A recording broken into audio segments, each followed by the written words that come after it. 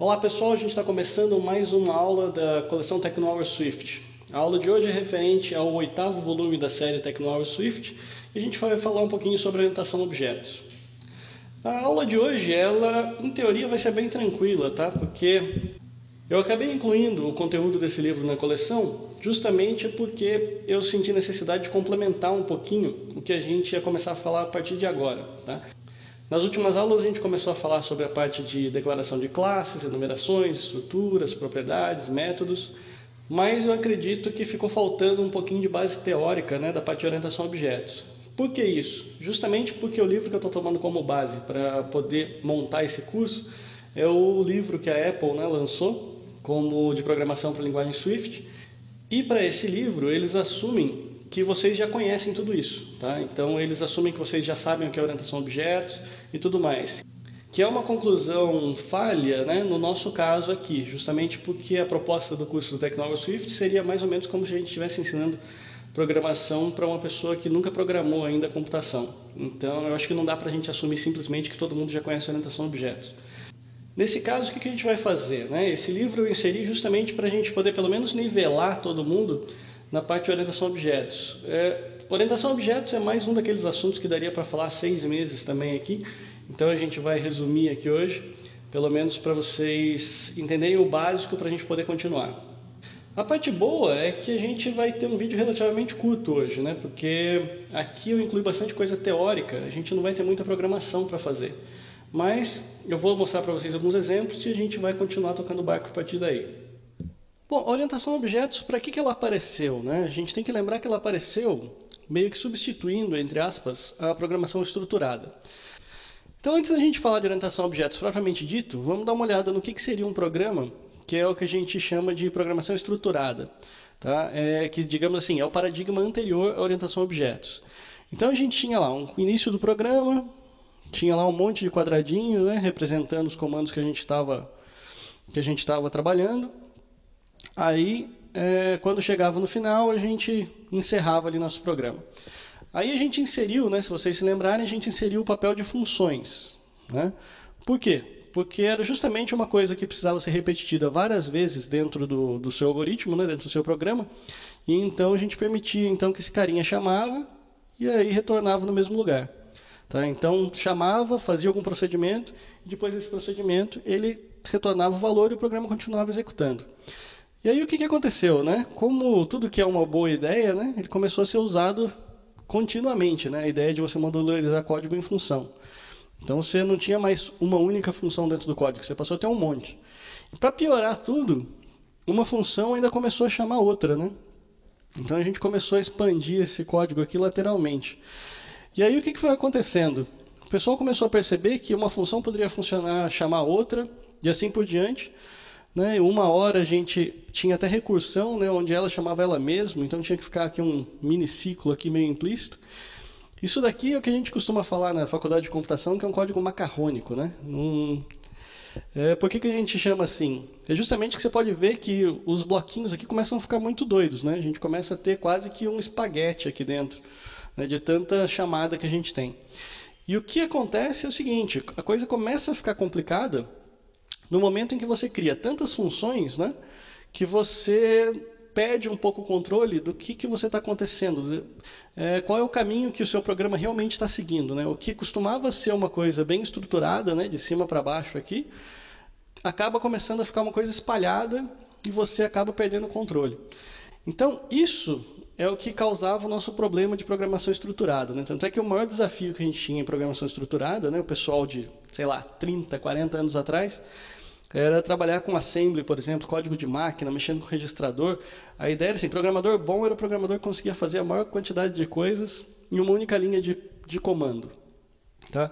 Aí isso daqui isso daqui sumiu totalmente? Não, não sumiu. Tá? Então, isso daqui o que acontece? Se você pegar muita gente ainda que faz computação científica, esse tipo de coisa, como eles não têm muito compromisso, digamos assim, em transformar alguma coisa em produto, muita gente continua usando ainda esse código de programação estruturada. Mas, comercialmente falando, ele já não é mais muito viável. Né? Dá para imaginar o pesadelo que seria ter que dar uma manutenção em um código todo bagunçado como esse. né? Então, para isso, apareceu então a orientação a objetos.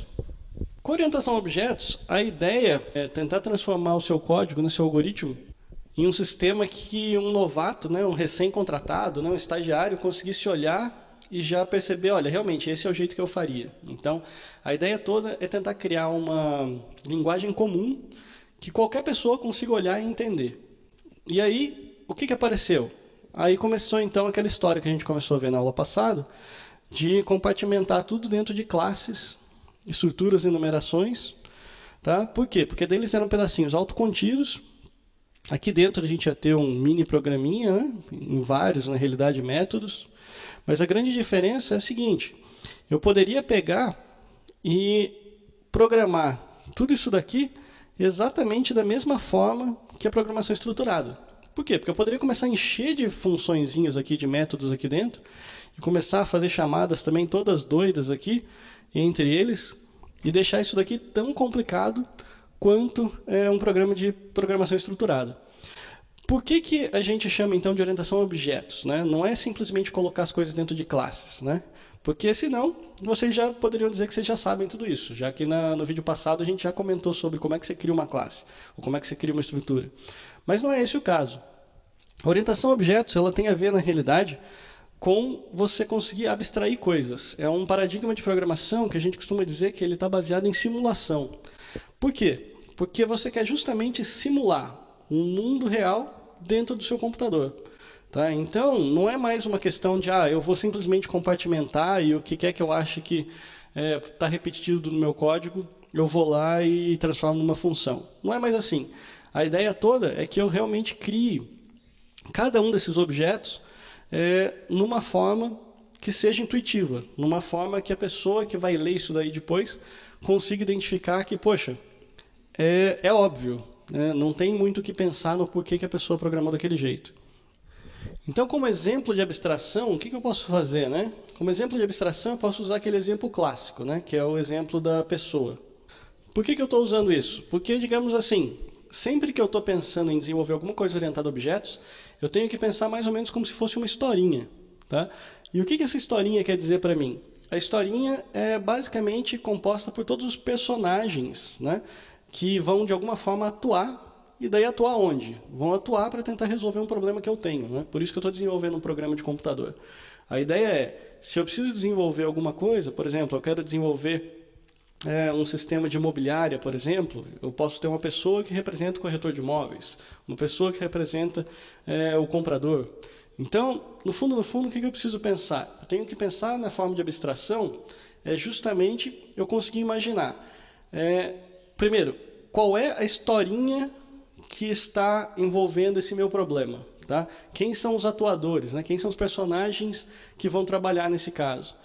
Então, uma vez que eu faça isso, eu começo modelando os personagens. Então, eu tenho lá, por exemplo, como eu falei para vocês, pessoa. Né? Por quê? Porque pessoa, ele praticamente tem características para qualquer ser humano. Né? Então, poderia ter aqui, por exemplo, nome, posso ter um endereço e coisas do gênero. Mas aí eu disse para vocês, não, eu estou modelando, por exemplo, uma imobiliária. Então, uma imobiliária, no mínimo, eu tenho dois personagens. Os dois são pessoas, mas eu tenho, por exemplo, um corretor e eu tenho o comprador.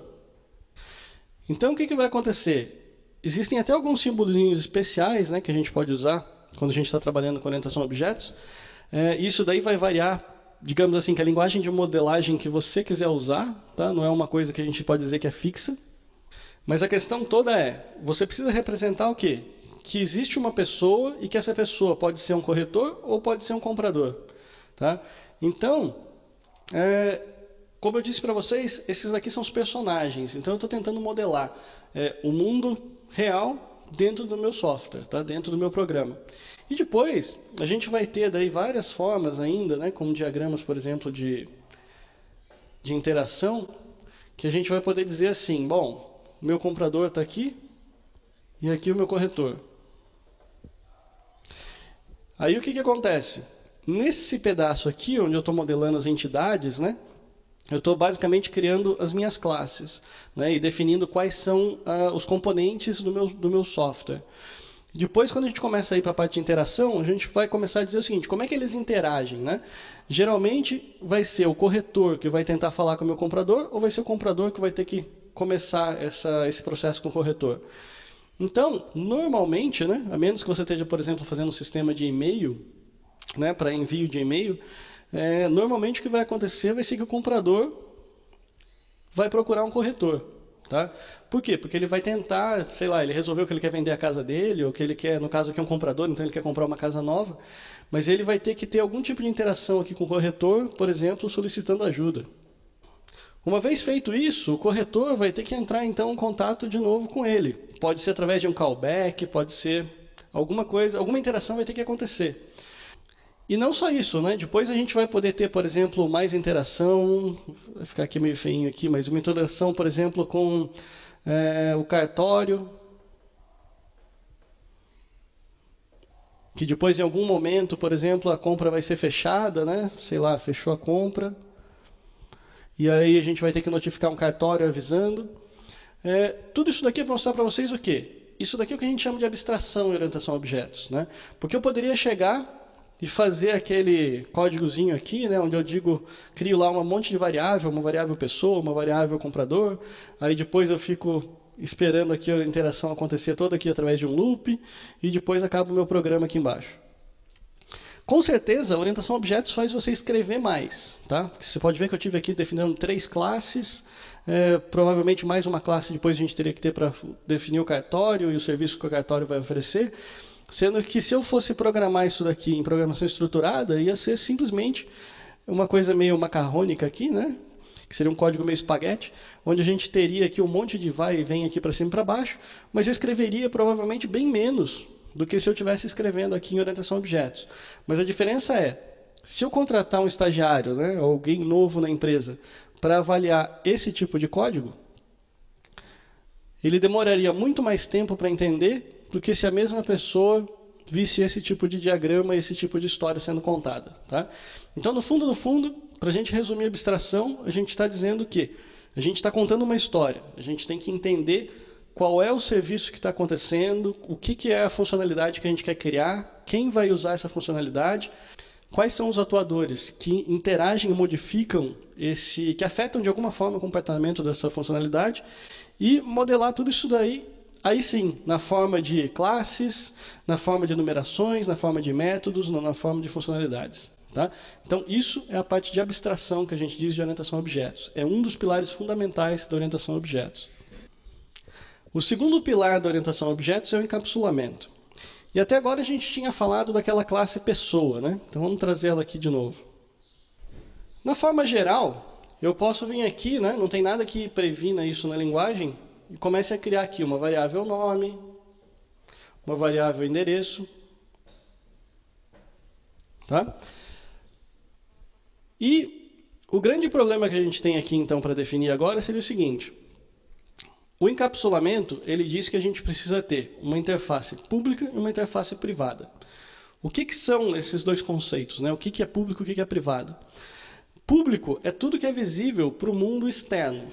Tá? Então, as outras classes, né? Quando a gente falou lá que a gente ia ter corretor, a gente pode ter comprador, digamos assim, seria visível por outras classes. Então, se eu vier aqui e criar, por exemplo, aqui aquela opção cartório, por exemplo, né, que eu falei no outro exemplo que talvez a gente tivesse que criar.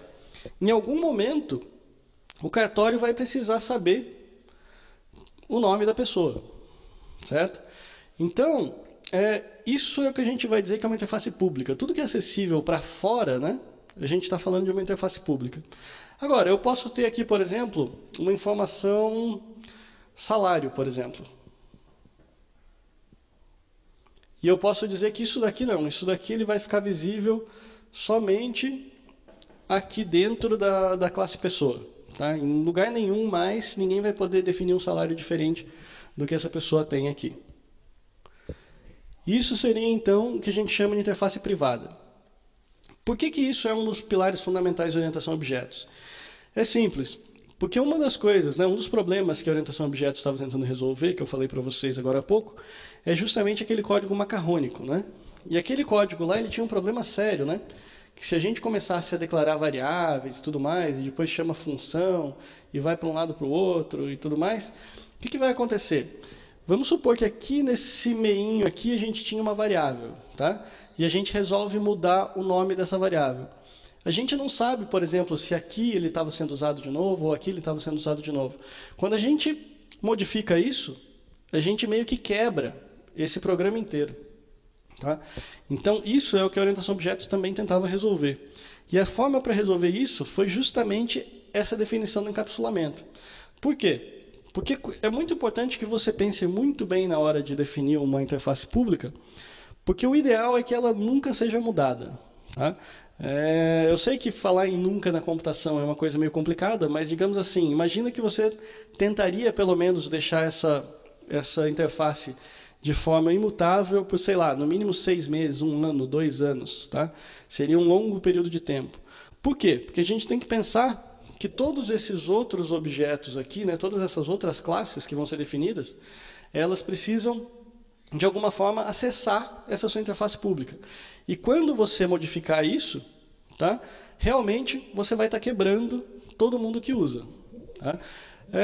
Os mais puristas dizem que o ideal é que você nem tenha variáveis dentro dessa classe pessoa, por exemplo, aqui que a gente está usando. O ideal é que se você tiver, por exemplo, você quer deixar o nome sendo acessível, você deveria criar uma função nome.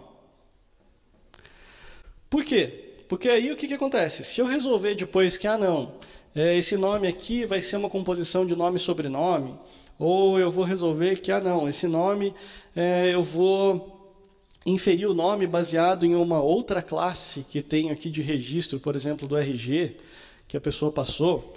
Então, a forma como eu vou descobrir aquele nome, teoricamente, não importa. Tá? Desde que eu tivesse, por exemplo, uma função nome que me retornasse o nome da pessoa. Então, os mais puristas da orientação a objeto vão dizer para você que você nunca deveria nem sequer ter variáveis na sua interface pública. Tá? Você deveria ter sempre somente funções. Tá? Embora seja possível, tá? Ninguém vai, digamos assim, o Swift, o compilador, não vai te gerar nenhum tipo de erro se você em como você vai definir sua classe. Tá? Desde que você esteja com a sintaxe correta e tudo mais, ele não vai reclamar de nada. Mas isso é uma coisa que, como eu disse para vocês, a gente está vendo pouco código hoje e a gente está vendo muito quadro branco.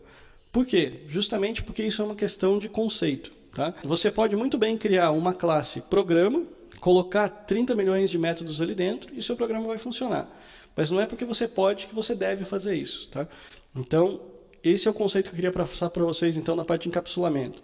Encapsulamento é justamente você fechar. Você ter digamos assim, um pedacinho aqui que é um subconjunto da sua pessoa e que é o que você quer expor isso daqui para o mundo. Tá? Então, isso é o que a gente chama de encapsulamento. Então, a gente tem encapsulamento interface pública e interface privada. Interface privada, você faz o que você quiser com ela. Não tem problema, porque ninguém vai ver. Interface pública é o que você está expondo para o mundo. Então, aquilo ali, quanto menos você mexer naquilo, melhor. Então, se você tiver que depois sentar e falar, bom, eu vou montar uma API, vou montar um software. Isso daqui não é nem somente para a linguagem Swift. Tá? Se você está desenvolvendo um servidor, por exemplo, está desenvolvendo alguma coisa que vai ser usada por outras pessoas na internet, o mínimo que você mexer é o ideal. Por quê? Porque tudo que você mexer na interface pública, com certeza vai quebrar um monte de aplicativo externo que está usando essa interface pública. Okay? Depois a gente entra no conceito de herança. O que é herança? A gente pode, por exemplo, definir aqui, né, como eu vou fazer depois no exemplo ali com vocês, a gente pode definir, por exemplo, um veículo. Esse veículo a gente pode fazer várias heranças para ele. Né? Esse veículo ele pode ser, por exemplo, um carro, ele pode ser uma bicicleta, ele pode ser até um avião, né, se a gente quiser. Tudo vai depender depois das características que a gente quer trabalhar dentro deles. Tá? E não só uma vez. Eu posso dizer, por exemplo, que esse carro aqui, além dele ser um carro, eu quero que ele seja também um carro automático. Né? Que seria com transmissão de marchas automáticas. O avião, eu vou poder também ter uma infinidade de outros tipos de avião, né, onde eu posso colocar lá que um é propulsão a jato, por exemplo, e assim por diante. Tudo isso daqui eu quero mostrar para vocês por quê? Porque é aquela história, a partir do momento que a gente vai começar, às vezes, a simular um ambiente complexo, né, dentro do software, a gente vai poder usar a herança para fazer essas heranças de características e tudo mais, para justamente facilitar o nosso trabalho. Porque imagina quantos objetos podem estar aqui na parte de baixo, né, da nossa análise, se a gente tivesse que desenvolver isso daí, replicar todas as variáveis, replicar tudo que a gente teria, por exemplo, de veículo em todos eles. Então isso daí seria não só muito trabalho, mas teria também muito desperdício, né? Muito desperdício de memória, muito desperdício de processamento para a gente fazer tudo isso. Tá? Então, por isso é que a herança... O fato da gente conseguir fazer esse tipo de associação, né? Dizer que uma coisa é da características de outro e uma, na realidade, é a especialização de outro, é o que permite, então, a gente partir para o quarto item da orientação a objetos, que é justamente o polimorfismo. Tá? Por quê? Porque o polimorfismo ele permite para a gente fazer o seguinte. Eu vou apagar esse pedaço daqui, só para a gente ter um pouquinho mais de espaço aqui no quadro. Ele permite que a gente faça o seguinte. Eu posso criar, por exemplo... Vocês podem imaginar o quê? Que a herança garante para a gente que tudo que tiver aqui dentro, ele automaticamente está aqui dentro e está aqui dentro. Certo? Então, isso é o que a herança garante para a gente. Então, a parte legal do polimorfismo é justamente a gente poder fazer o seguinte. Eu posso criar lá uma variável C, tá? Que eu vou chamar de carro automático, onde eu venho aqui, faço automático. E aí eu vou fazer o seguinte.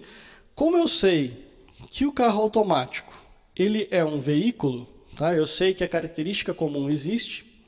Eu posso vir aqui, então, e fazer o quê? Eu posso criar uma variável, V de veículo, e aí eu faço o quê? Eu posso fazer V recebe C.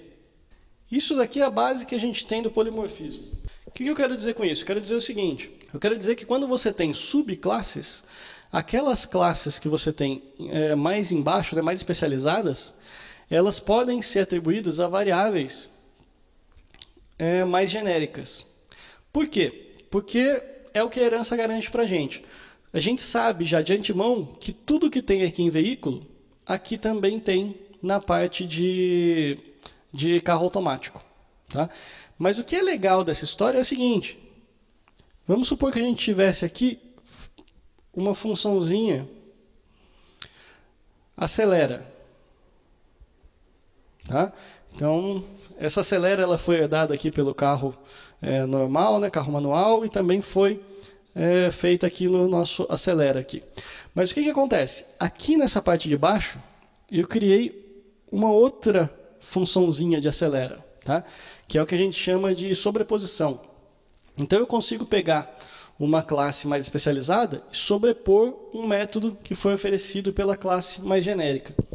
E a aceleração do carro automático, por exemplo, ela pode ser totalmente diferente do carro genérico. Por quê? Porque como ele é um carro automático, no carro automático eu posso simplesmente pegar e falar, não, eu defino, por exemplo, que a velocidade máxima vai ser 80 km por hora. Então, a partir dali, mesmo que eu acelere, ele vai parar naquele ponto de 80 km por hora. Ou eu posso dizer, não, é o seguinte, eu quero entrar em velocidade de cruzeiro. Então, eu quero que a minha velocidade sempre seja 120 km por hora. Então, a minha função de acelera pode monitorar, de certa forma, isso e sempre acelerar um pouquinho, tá? Até eu chegar nas 120 km por hora. A hora que chegou ali, ela para de acelerar. Toda essa funcionalidade adicional que é colocada aqui, né, na parte extra da coisa, o legal é o seguinte, que quando esse carinha aqui, quando essa atribuição aqui funcionar, tá, mesmo que eu estou aqui dentro de um veículo, na hora que eu pegar e chamar, por exemplo, o veículo acelera, o que vai acontecer? A instância, né, o objeto, digamos assim, que foi criado, ele foi criado como sendo, usando essa classe aqui, certo? Que é esse Czinho está apontando aqui para a gente. Esse daqui é o C que a gente tem em memória. Então, o que vai acontecer? A hora que eu chamo v.acelera, embora esse v seja do tipo veículo, tá? Ele vai chamar, na realidade, o acelera que está aqui nesse objeto. E esse objeto está apontando para cá. Tá? Então, polimorfismo basicamente é isso, tá, gente? Eu sei que parece uma coisa meio complicada. Isso daqui eu recomendo que vocês deem uma olhada no livro depois para ver. E tem muito material sobre isso na internet. Mas basicamente o polimorfismo é isso. É você conseguir então trabalhar, moldar, digamos assim, né, as suas subclasses e ser usado através de tipos da sua superclasse. Tá? O contrário não é verdade. Isso daí é importante que vocês se lembrem. Por quê? Porque se eu tiver, por exemplo, uma variável C, né, criada aqui no meu carro automático, tá? Porque eu posso fazer isso, e eu tentar acessar v.c, isso daqui é um erro de compilação. Tá? Por quê? Justamente porque veículo entra naquela historinha de máscara de novo, né, que eu conversei com vocês na aula passada. O veículo é como se ele aplicasse uma máscara aqui dentro, que ele reconhece somente,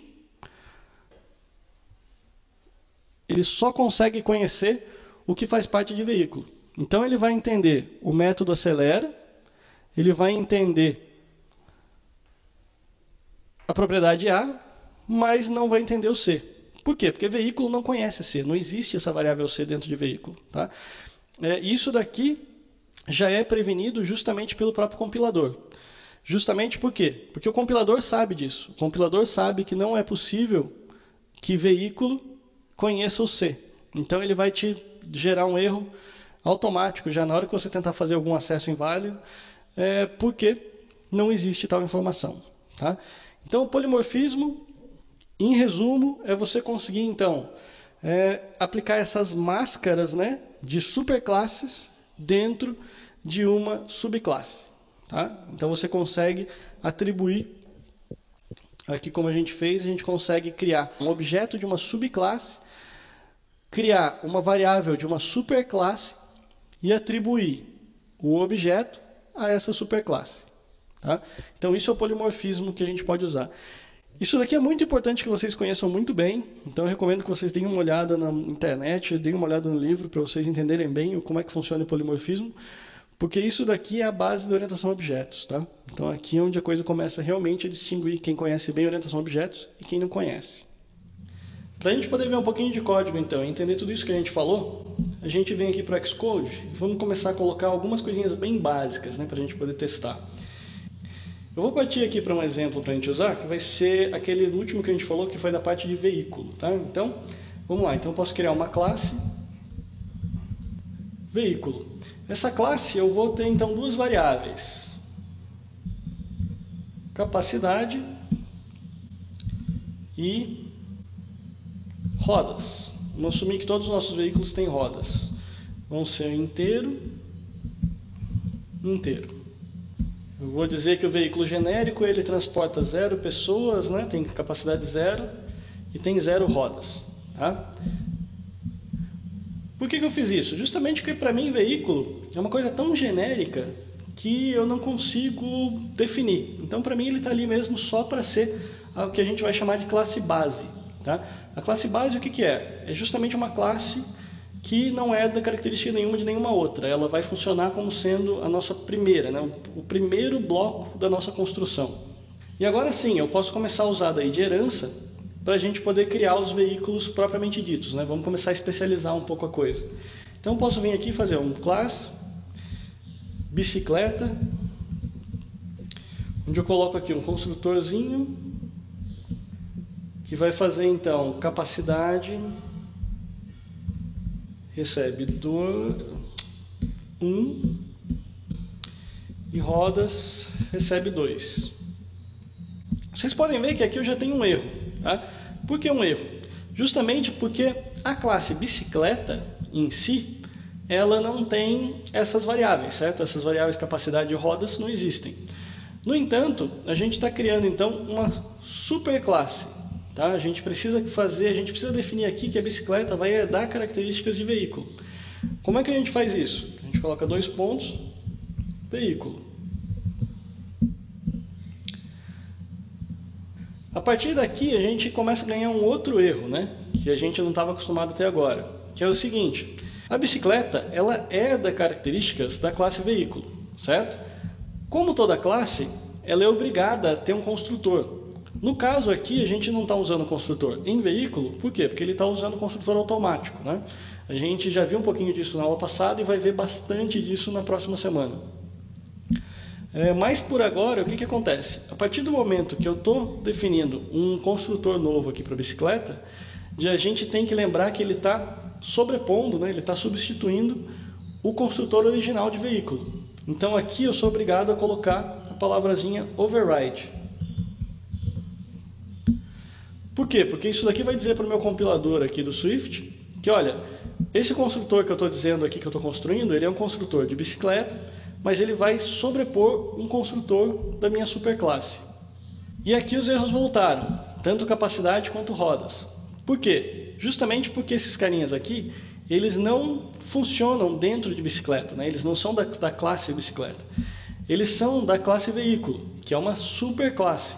Então, do mesmo jeito que a gente tinha aquele self para acessar propriedades dentro da classe, a gente tem o comandinho super, que é para acessar essas variáveis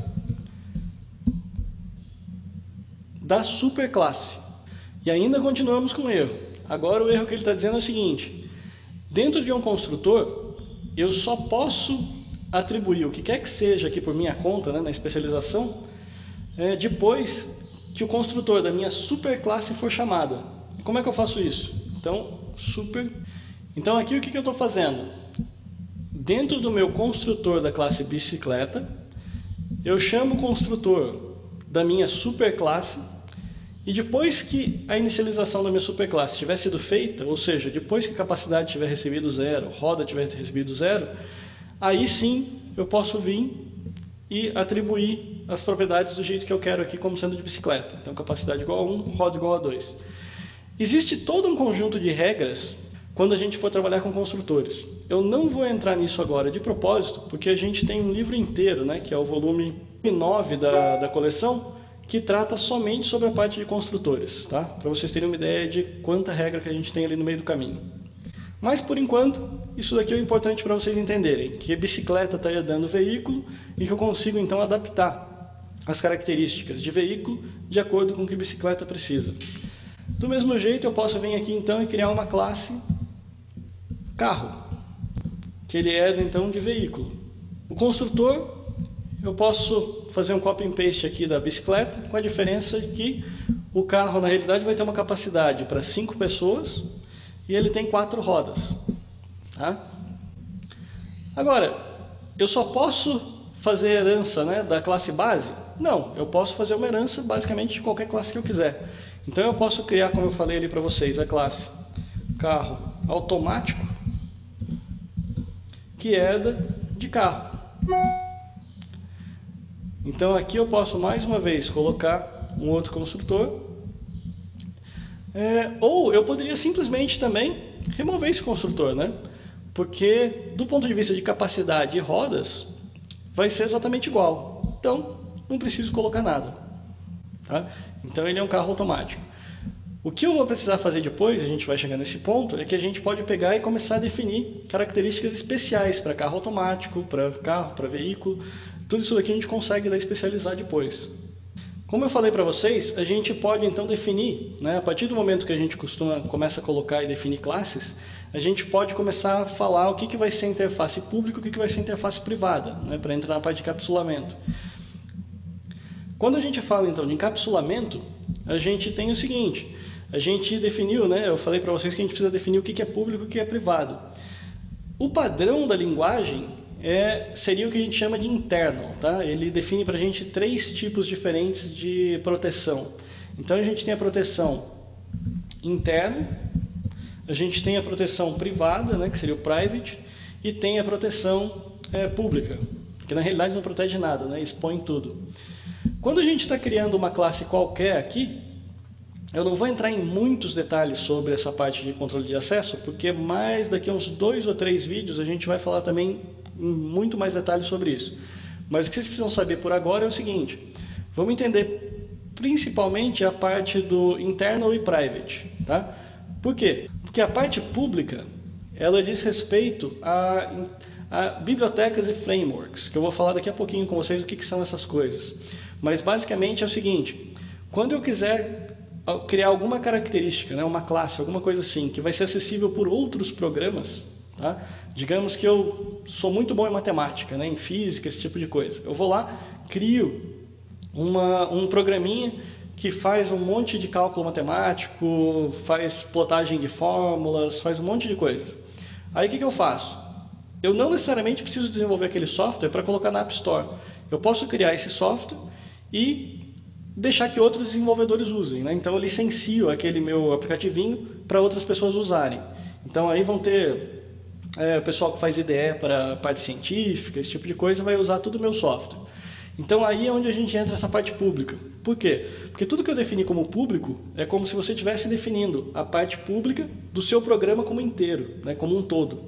E aquilo ali é que vai ser visível então para esse pessoal que vai desenvolver interface científica, vai desenvolver outras coisas. Então seria do meu programa inteirinho. Isso daí a gente vai ver com mais detalhes mais para frente. Já no caso de interno e private, esse daqui está relacionado ao seu próprio programa, tá? Que é o que a gente vai focar mais hoje. Por quê? Porque tudo que eu crio aqui dentro, tá, como interno, significa que ele está visível por todo o meu programa. Tá? Então todas as classes Swift, né, todos os código-fonte Swift que eu criar aqui a partir de agora, todos eles têm acesso a essa classe veículo. Tá? Por quê? Porque esse daqui é o padrão da linguagem. Foi uma forma que a Apple resolveu fazer para que a gente não precisasse se preocupar muito com esse controle de acesso quando a gente estiver desenvolvendo software nosso, né, que é o nosso próprio aplicativo. Nesse caso, tudo que a gente não definir o controle de acesso, automaticamente ele é interno e automaticamente ele é visível por todo o nosso programa. Já o que é private é a parte que ela é mais fechadinha. Por quê? Porque se eu definir aqui, por exemplo, como sendo, por exemplo, uma senha de acesso, né? Então, variável, ou até criar na forma de uma constante. Código, que vai ser uma string que recebe blá blá blá blá blá. Tá? O que eu estaria dizendo então aqui? Eu estaria dizendo o seguinte, que todo veículo tem uma propriedade privada, código, que vai ser responsável por alguma coisa. No caso, poderia ser, por exemplo, um código numérico que, em vez de você ligar o carro com a chave, você ia lá no tecladinho e coloca lá o código numérico. Tá? A questão toda qual é? Que a partir do momento que eu fiz isso daqui como sendo private, nenhuma classe externa vai conseguir acessar essa informação. Então, se eu vier aqui e criar, por exemplo, uma class hacker, digamos que ela tem acesso, né, aqui dentro a uma variável carro, por exemplo, né, a uma variável C do tipo carro, e eu venho aqui e coloco um construtor que vai tentar fazer println. Aqui já começa aquela parte em que a Apple faz a gente começar a passar um pouquinho de vergonha quando a gente está tentando ensinar alguma coisa, né? Porque como o Swift está ainda em linguagem beta, né, digamos assim, ele já é suportado no Xcode, mas tem algumas coisas que não estão implementadas. Por que ele me faz passar um pouquinho de vergonha? Por causa do seguinte, aqui vocês podem ver que eu acabei de colocar a variável, né, a propriedade, como sendo uma propriedade privada. A definição de private diz para a gente que se ela é privada, ela não pode estar acessível de fora da classe. Tá? Nesse caso, o que eu fiz? Eu vim aqui, criei uma classezinha hacker, né, que tem uma propriedade do tipo carro. Tá? E aí o que eu fiz? Fui lá e tentei acessar o código, tanto para imprimir quanto para escrever alguma coisa. Tá? E aí vocês podem ver que o que aconteceu? A Apple não terminou essa implementação aqui ainda. Então eu já tinha colocado isso daqui no livro, né? Eu estava na esperança que esse daqui é o Xcode 6, a versão GMSeed, né? Que seria o Gold Master, é o que vai ficar disponível aqui na semana que vem, assim que eles lançarem o iOS 8, mas mesmo assim, eles não terminaram essa implementação aqui do controle de acesso. Tá? Então o que dá para eu falar para vocês é o seguinte, o que eu escrevi no livro, o que está montado lá, é o que a Apple passou para a gente, tá? Então, se a gente der uma olhada lá no manual de desenvolvedor da Apple, é isso que eu falei para vocês. A variável internal deveria ser acessível dentro do próprio programa, né, dentro do seu aplicativo. O private deveria ser acessível somente dentro da classe. E o public deveria expor, então, essa informação para outros programas que quiserem, sim, importar o que você acabou de criar. Isso daqui, pelo visto, não deve estar funcionando ainda, tá? O que eu vou dizer para vocês é o seguinte: eu continuo monitorando esse recurso da linguagem. Esse daqui é um recurso importante, justamente porque é o que permite a gente encapsular, né, o código, né, o encapsulamento da orientação a objetos. Mas, por enquanto, infelizmente, ele não está funcionando ainda. Tá? Então, eu prefiro já deixar isso daqui claro para vocês, porque daí depois vocês vão acabar tentando usar isso daqui e vão ver que não vão conseguir. Mas, digamos assim, você pode escrever no formato que você quer que seja, né? Você já escreve como sendo private o que você quiser que seja privado, esse tipo de coisa. Por quê? Porque em algum momento isso daqui deve passar a funcionar. Tá? Então, é uma coisa também que não vai quebrar seu código. Então, você pode usar o internal, private, public, mas veja isso daqui hoje, né, que a gente está falando aqui em 15 de setembro, veja isso daqui hoje mais como alguma coisa que você está reservando ali, né, um placeholder para essa informação. Mas, por enquanto, não parece que a Apple não terminou de implementar isso daqui dentro do Xcode. E o caso do polimorfismo, a gente vai fazer o quê? É o que eu tinha falado para vocês também lá na lousa, né, só que aqui bem mais bonitinho para vocês conseguirem acompanhar. Então, eu posso fazer o seguinte: eu posso criar uma variável C do tipo carro, posso criar, como ela vai poder receber nada, né, ele está em new aqui, então eu vou colocar ela como tipo opcional. Aí eu posso criar também uma variável C1, seria um carro automático, também sem receber nada por enquanto. Posso criar uma variável V de veículo.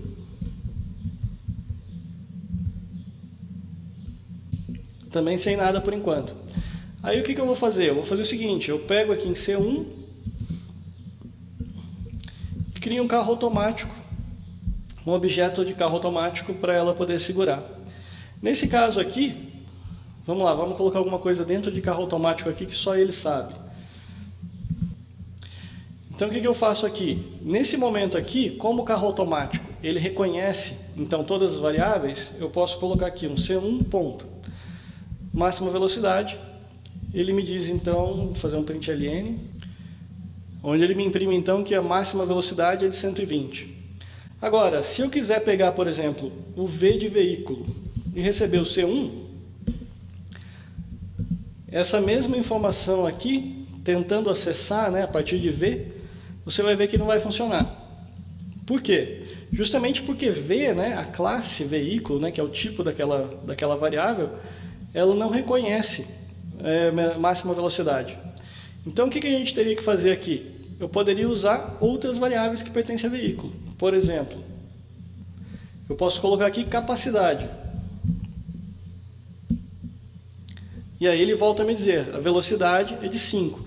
O que é interessante de verificar aqui é o seguinte: veículo em si, você pode ver que ele foi inicializado aqui como sendo a capacidade de 0. Tá? Mas, como eu falei para vocês, o objeto que ele está sendo efetivamente executado aqui, efetivamente acessado, é na realidade uma instância de carro automático. E carro automático, a gente pode olhar aqui que o carro automático ele herda na realidade de carro e a capacidade que foi setada foi 5.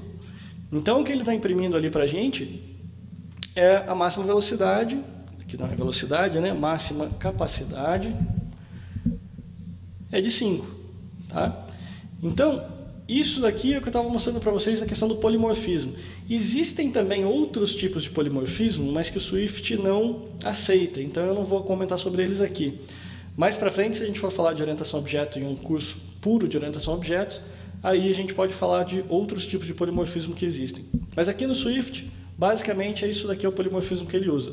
É você dizer então que você pode criar uma instância de uma classe especializada e usar o objeto dessa classe de uma forma mais reduzida através de uma instância, né, através de uma variável do tipo de uma superclasse. Tá?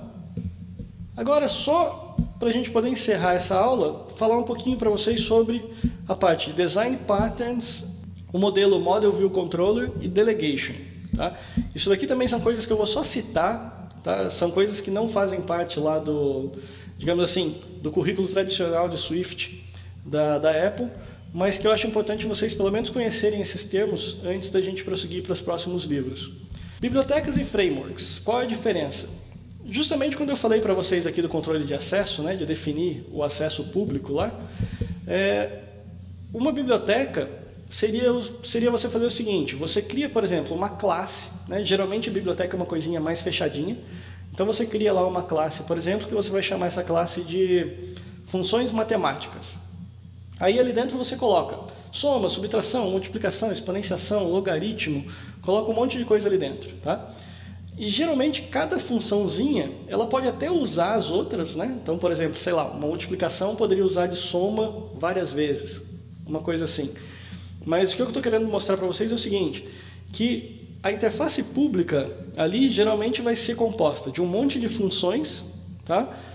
E todas as funções vão ser acionadas meio que de forma independente. Então a pessoa poderia chegar lá e pedir soma tal número e tal número, retorna um valor. Multiplicação tal número, retorna um valor. Então isso é o que a gente chama de uma biblioteca, tá? Geralmente é uma biblioteca de funções. Então é só mesmo um conjuntinho de funções. Já as frameworks, elas são bem mais complexas, tá? Por que é importante vocês conhecerem uma framework? A framework é a base de toda a programação que vocês vão fazer com o UIKit, por exemplo, com a programação para iOS, né? O Cocoa Touch e tudo mais. Por quê? Porque a framework ela é mais ou menos como a evolução da biblioteca. Embora a biblioteca ela seja fácil de usar, né? Você basicamente só chama a função, passa parâmetro e recebe um resultado, a framework ela é mais complexa. Por quê? Porque ela já cria para você um programinha quase que completo. Tá? Então o exemplo que eu uso no livro é justamente comparando uma framework, por exemplo, para você acessar o UI Table View, né? Para quem já viu aqueles aplicativinhos, né, que tem uma lista, por exemplo, de e-mail, todo mundo já deve ter visto esse programinha de e-mail aqui da Apple, né? Então vocês veem lá que ele tem uma listinha na lateral e tem um conteúdo, né, no outro lado, né? Tem sempre uma lista e um conteúdo. Isso daqui é feito através de uma framework. Por quê? Justamente porque a gente não tem que ficar desenhando lá, por exemplo, todas as linhinhas que a gente quer representar, a gente não tem que ficar desenhando o que é conteúdo, esse tipo de coisa. Isso daí é uma coisa que dentro da framework ela já oferece pra gente.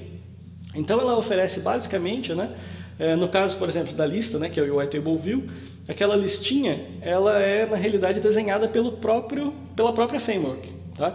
Então se eu quisesse colocar uma lista no meu programa, essa lista ia ficar vazia, mas ela ia ter lá todas as célulazinhas, né, todos os tracinhos separando um elemento do outro.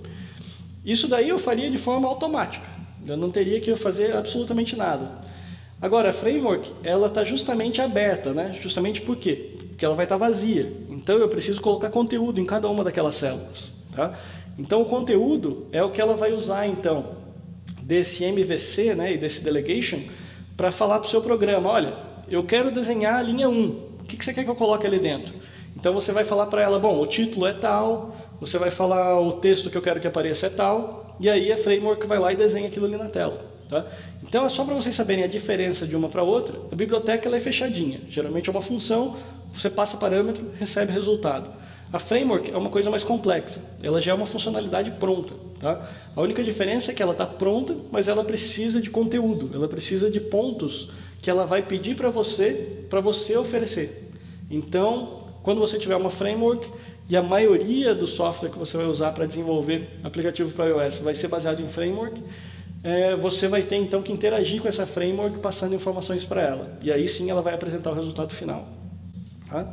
Então essa é a diferença. Os design patterns é outro assunto também de 6 meses para falar. Design pattern é o seguinte: quando a gente tem... Isso daqui veio da arquitetura, tá? Então os primeiros design patterns que apareceram vêm lá da engenharia civil e arquitetura. E o que eles fazem? A ideia é a seguinte: chegava um cara, por exemplo, no canteiro de obra e via: olha, essa porta aqui ficou legal, então eu acho que dá para pegar e aproveitar essa porta aqui em mais 30 casas. Então ele vai lá e constrói daquele mesmo jeitinho aquela porta em todas as casas que ele estava construindo. Então ele percebeu o seguinte: olha, é uma solução que eu tenho que usar várias vezes e ela funciona, tá? Ela tem baixo risco, então tá bonitinho ali. Se eu fizer sempre seguindo essa receitinha de bolo aqui, sempre vai funcionar em todas as casas que eu fizer. Tá? Por isso que ela veio lá da arquitetura. Então, o que eles fizeram? Eles criavam, então, uns livros mesmo, né, no escritório, onde ele falava, olha, para fazer porta eu fiz desse jeito, com essas características, esse tamanho, esse formato, essa cor, essa massa, o que quer que seja, e dava certo. Então, quem quiser pode vir seguir isso daqui e está feito. Tá? Então, a gente portou isso daí, né, transportou isso para dentro da engenharia de software. Então, os design patterns nada mais são do que pedacinhos, né, trechinhos, que daí seriam de pseudocódigo, né, não vou nem chamar de código isso. Por quê? Porque são trechinhos que as pessoas, à medida que foi passando o tempo, eles começaram a identificar e falar assim, olha, para trabalhar com data source, esse pattern aqui funciona bem. Por quê? Porque tem um monte de gente que usa desse jeito e sempre dá certo. Tá? Então eles separaram aquilo ali, escreveram um algoritmo para resolver aquilo. Uma coisa que normalmente, quando a gente está falando de design pattern, a gente normalmente não usa uma linguagem. Então normalmente eu não escreveria um design pattern em Swift, por exemplo. Por quê? Justamente para evitar que eu use características da linguagem. Aquilo ali tem que ser uma coisa genérica que possa ser aplicada em qualquer linguagem. Tá? Então, o design pattern normalmente ele é independente de linguagem. Mas, assim, nada impede que vocês procurem design patterns na internet. Vai ter um monte implementado em Java, em C. Swift eu não digo ainda porque ainda está uma coisa muito nova, mas em várias linguagens você vai acabar encontrando design patterns já pronto para aquela linguagem.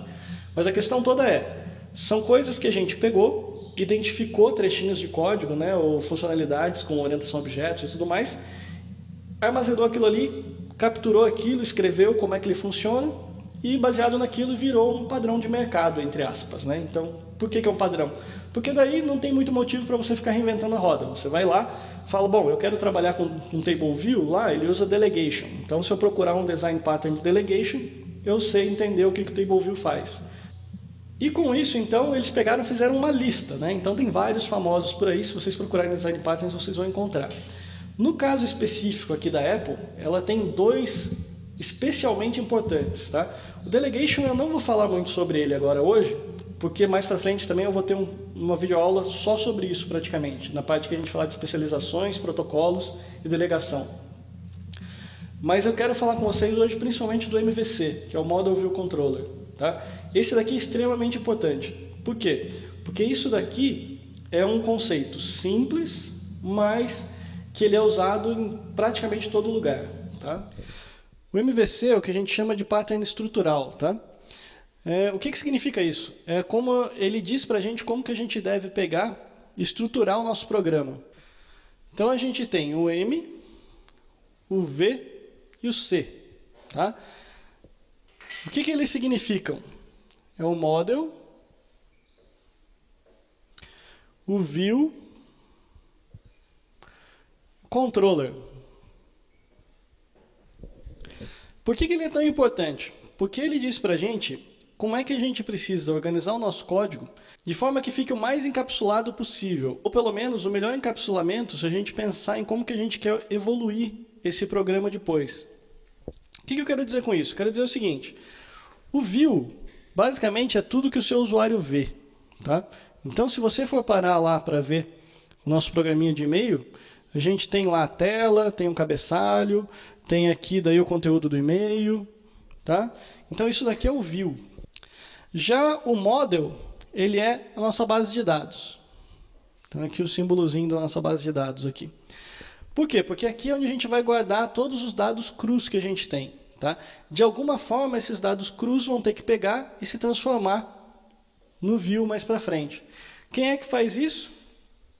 Quem faz isso é o nosso controller, tá? Que é a pecinha de quebra-cabeça aqui. Por quê? Porque o que vai acontecer? O controller ele é responsável por acessar os dados aqui no modelo, processar esses dados de acordo com a lógica de negócio que a gente tem e exibir depois, né, passar esses dados aqui para o view para ser exibido na tela. Então, isso é o que a gente chama de pattern estrutural. A ideia é que qualquer software que a gente vai desenvolver, desde servidor, cliente, internet, offline, tanto faz. Qualquer tipo de software que a gente consegue desenvolver, ele deveria seguir esses três princípios, tá? Do Model View Controller. Porque ele permite que a gente tenha uma característica que é o desacoplamento, né, entre esses três pedaços. O que significa esse desacoplamento? Significa o seguinte: como eu falei para vocês, a gente tem aqui uma interface pública, né? Então, que a gente vai definir aqui do nosso model. A gente vai ter uma interface pública aqui com o controller. E a gente vai ter uma interface também pública aqui com o view. Então, esses caras aqui nunca vão falar diretamente entre nenhum deles, tá? A única coisa que existe entre eles é a troca de mensagem aqui nessas interfaces públicas, tá? Se a gente fizer isso daqui direitinho, o que vai permitir que a gente faça é o seguinte: vamos dizer que esse model aqui eu resolvi implementar, por exemplo, em MySQL, tá? É uma base de dados gratuita que a gente pode usar, tá? Mas aí eu fui crescendo, meu sistema estourou, tudo mais, preciso de uma base de dados maior. Aí eu posso resolver migrar isso daqui para um Oracle, por exemplo. Tá? Que seria mais robusta, permitiria que eu tivesse várias bases de dados ao mesmo tempo, mais acesso simultâneo, coisa e tal. Tá? Aí o que vai acontecer? Se eu fiz esse trabalho direitinho, e esse encapsulamento aqui realmente não está deixando um falar com o outro, eu consigo remover esse cara, colocar tudo para trabalhar aqui com a base de dados maior, e esse pessoal todo aqui nem fica sabendo. Tá? Por quê? Porque a interface pública aqui continua a mesma. Então aí que vocês começam a entender então por que eu gastei tanto tempo falando hoje sobre abstração, sobre polimorfismo, esse tipo de coisa. Por quê? Porque isso é que vai garantir depois o seu software vai evoluir com uma certa tranquilidade. Ao mesmo tempo, se eu resolver que aqui no meu view, agora eu quero, digamos assim, fazer um outro cliente de e-mail que vai funcionar no iPhone, eu também preciso que esse carinha aqui tenha a mesma interface pública e acabou.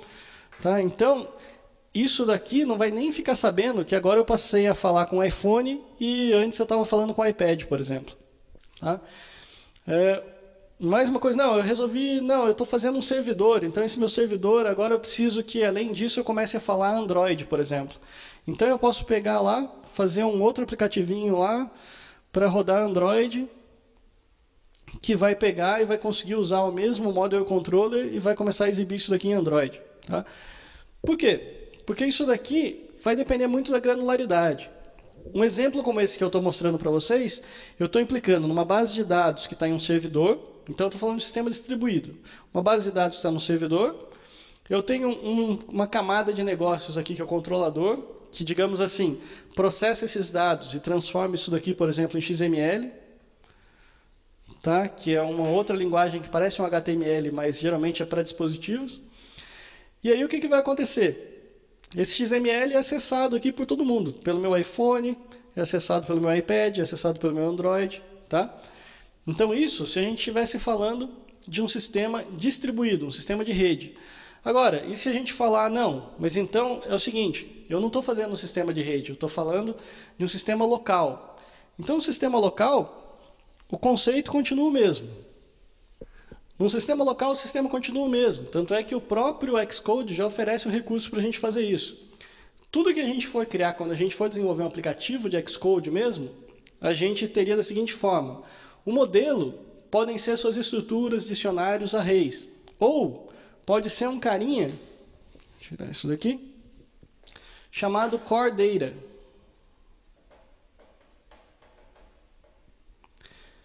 Core Data é mais ou menos como se fosse uma base de dados que você tem, que você pode trabalhar dentro do seu telefone. Tá? Por isso que eu falei para vocês, tudo depende da granularidade que a gente está falando. Eu comecei com um exemplo que poderia estar tratando um sistema gigante distribuído. Agora não, estou falando tudo dentro de uma única aplicação, dentro do seu aparelho celular. O MVC continua funcionando. Então eu poderia usar um Core Data para guardar meus dados. Ou, se eu não quiser usar Core Data, é muito complicado, eu posso usar simplesmente arrays e estruturas. Com isso daí, arrays, estruturas, dicionários, seria o meu modelo de dados.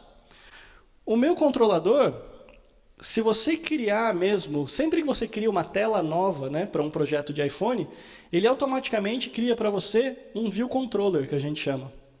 Tá? Justamente por quê? Porque ele automaticamente está preparado para rodar com esse carinha aqui, ele é um controlador. Por quê? Porque o controlador, ele em teoria acessa o seu modelo, que é aquele monte de estrutura, array, dicionário que você tem, prepara isso de alguma forma e interage com a view. A view, dentro do Xcode, seria um storyboard. Tá? Se a gente fizer daí o curso mais para frente de desenvolvimento de projetos em iOS, né, que é o que a maioria do pessoal está escolhendo lá na enquete, a gente vai ver tudo isso daí em detalhes. Que significa o quê? O controlador é justamente aquele carinha que, esse cara aqui do view vai perguntar, olha, eu preciso desenhar essa primeira célula aqui do meu programa de e-mail. O que você quer que eu escreva nela? Esse cara manda para cá a pergunta e esse cara aqui responde, olha, coloca aí o título, o subtítulo, coloca os desenhinhos aí dizendo que o cara pode apagar ou que não pode apagar. Então o controlador é quem está interagindo aqui, pegando a informação que você tem aqui dentro e jogando lá para a tela. Então aí num contexto muito mais localizado, tá? Então a gente estaria falando agora de um aplicativinho que funciona sozinho no celular. Então a gente tem lá um Core Data, ou a gente tem qualquer modelo de dados que a gente queira usar, tem os View Controllers e tem as views. Tá? Então a view aqui é onde a gente realmente faz o desenho das coisas na tela. Tá? Então isso que é importante para vocês guardarem então do modelo Model View Controller. Isso daqui vocês vão escutar agora para o resto da vida de vocês como desenvolvedor de aplicativo. Tá? Por quê? Porque a Apple ela se baseou no Model View Controller para montar o Xcode praticamente inteiro. Tá? Isso é o que permite para ela, por exemplo, que você desenvolva um aplicativo, esse mesmo aplicativo rode no iPad ou no iPhone, com tamanho de tela diferente. Então tudo isso daí é um view, que é um view para iPad, um view que roda no iPhone, com telinha diferente, e que vai ter também agora o Apple Watch, né? Então vai ter telinha menor ainda. Então tudo isso daí é o view, tá? Que é separado do controller, por quê? Porque o controller é onde você vai fazer cálculo, vai acessar a base de dados, vai acessar o que tiver que fazer para tratar essa informação e mandar o view exibir. Tá? E o modelo, mais uma vez, dicionário, array, estrutura, base de dados, que você quiser usar para guardar os dados propriamente ditos. Tá? Então isso é o que a gente chama então do model, view e o controller. Tá? Como eu falei para vocês, eu não vou entrar em muitos detalhes ainda da parte de delegação, porque a delegação realmente vai ter um capítulo à parte dela, quando a gente falar daqui uns 2 ou 3 livros, sobre a parte de extensões, protocolos e delegação. Tá? É um livro, na realidade, que eu estou lançando essa semana, então vocês vão poder acompanhar rapidinho. Bom, pessoal, então por hoje o que eu tinha a falar para vocês é isso. Eu sei que foi uma aula mais abstrata do que o normal, né? A gente quase não escreveu código, mas isso eu realmente acho que é importante, principalmente por assumir que não é obrigatório para esse livro que ninguém conheça orientação a objetos. Tá? Então, eu precisava dar pelo menos uma base para vocês do que é orientação a objetos, para a gente poder continuar daí e depois continuar evoluindo com o curso. Essa foi a videoaula do volume 8 da coleção TecnoAula. Para quem tiver interesse em obter o livro, vocês podem usar também o QR Code, né? O QR Code está atualizado bem aqui do lado. E eu falo com vocês então na próxima semana, quando a gente for falar no próximo capítulo, que vai ser da parte de construtores. Tá? Nós vamos ver em detalhes todas as regras dos construtores da linguagem Swift. Tá? Esse daí é bem complicadinho, então é uma aula só para isso. Valeu então, gente. Falo com vocês na próxima semana. Até mais. Tchau, tchau.